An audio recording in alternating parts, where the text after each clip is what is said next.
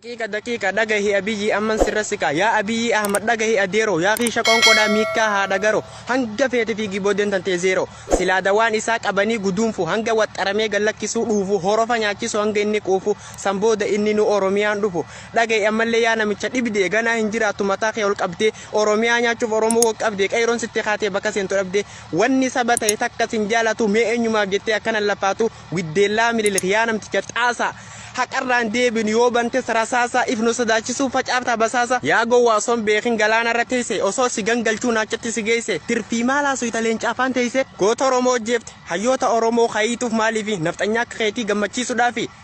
muddin si hacittu gajji akhafi sila irfif dullan si duba dhabbatan labte yow gacifte duba sirukutan media ratese jetta an sabbona yago wakaloni me akam sigona bode mi daba mi ati dedi bargo yomu nusin jenna Abiyyi mastigo